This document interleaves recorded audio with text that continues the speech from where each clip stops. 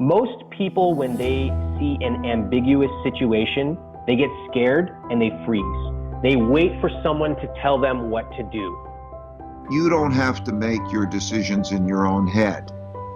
Okay? That when you start to realize that you know what you're good at and what you're bad at, that a power comes to you when you start to know, okay, who's the best person to give me the advice, or who's the best person to lead me through this, or when you start to know that you can go beyond what you think and your opinionatedness so that you can triangulate. I call it triangulate with others, so that you find three people who are really capable of giving you good advice, who will argue with each other and argue with you so you can see all sides of it, and you work yourself through.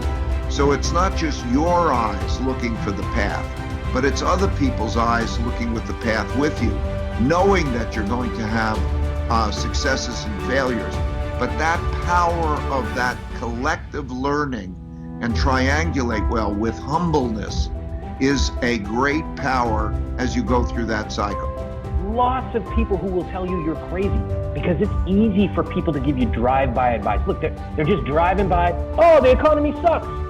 Oh, that'll never work. And they're basically saying, screw you. You should give up. And you know what? It's easy to identify the drive-by advisors. Much harder to identify your own mind playing tricks on you. When you start to say things like, this will never work because, or who would ever buy this right now, you are doing the same thing those drive-by advisors are doing. You're just driving by your own head.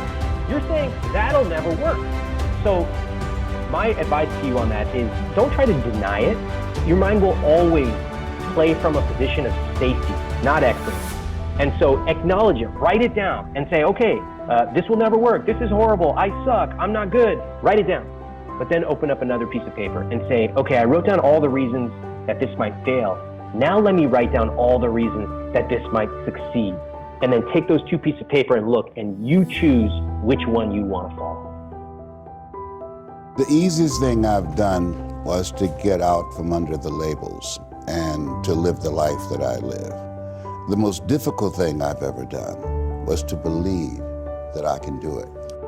The difference is that when you don't know what's impacting you, and it's something that's holding you down and you're not aware of it. So there are things that when you, in my situation, when you live in a dominant culture that is designed to destroy your sense of self and your belief in yourself, and you have to learn ways in which you can begin to connect with this power that you have within yourself to handle where you are.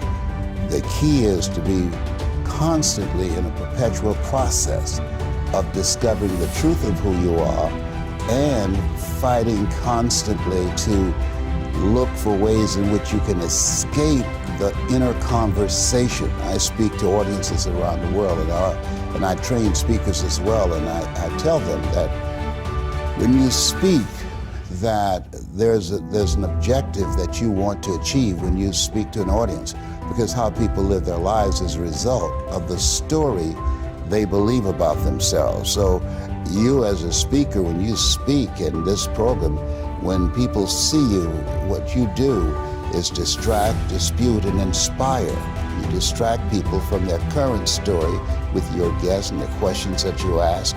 Through the process of the ongoing questioning and the way in which they respond and the things they have learned, you dismantle their current belief system and inspire them to create a new chapter with their lives. And so, but that's an ongoing process of constantly interrupting that conversation, what psychologists call your self-explanatory style, because life is going to beat up on you in so many ways, and many things, they come back, negative thoughts and how you feel about yourself, they don't die. They come back once you stop doing the maintenance work on your mind. I have access to a lot of hiring managers, both my friends and in my I Will Teach You to Be Rich community. And I reached out to them and I said, hiring managers, tell me, what are you seeing? And I also reached out to job applicants. I said, what are you seeing? So here's what I heard. First off, the job applicants. One of them told me I had 4 interviews going. 3 of them dropped off the face of the earth. They just stopped responding. Okay, that was a very common trend. I've heard from job applicants that the markets they were going after just completely dried up. So very common.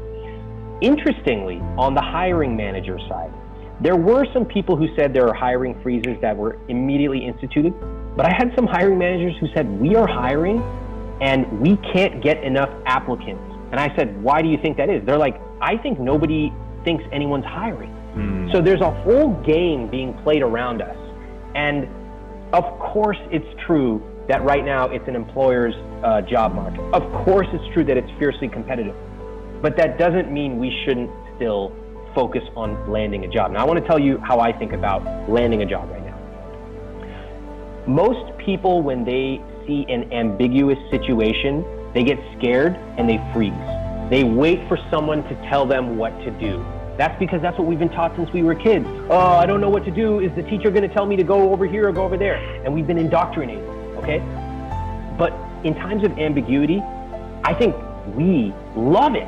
You and I, we're like, ambiguous? Great, I'll create my own opportunity.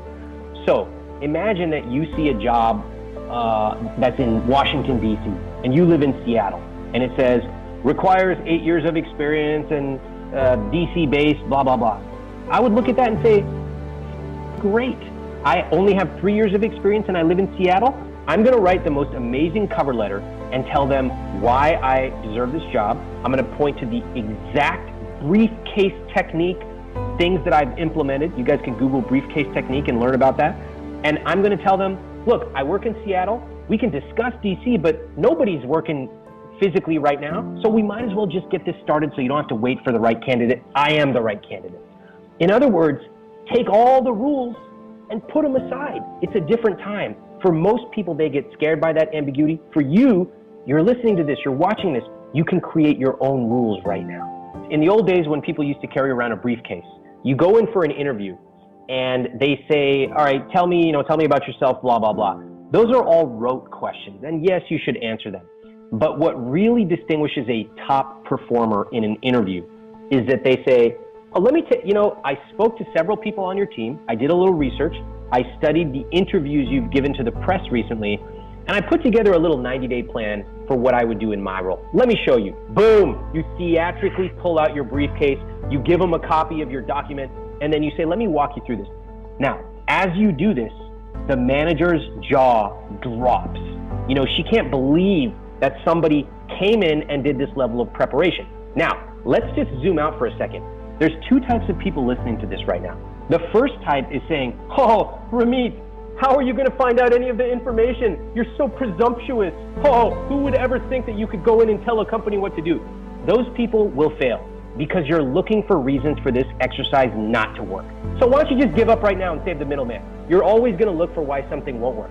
The other people, AKA the thousands of people online who have publicly talked about using the briefcase technique, they go in and they do their homework. They use what we call natural networking from our career program. They meet other people at the company. They study what the company's strategies are. They also accept that they probably can't get it all right from the outside. They're doing the best they can. 85% is better than nothing. And they walk in with a proposal. And although their proposal isn't going to be perfect because they're on the outside, they did more than anyone else and they just decimate the competition. And we see what you, a hiring manager, do when you see that. Your jaw drops and you can't help but hire that person.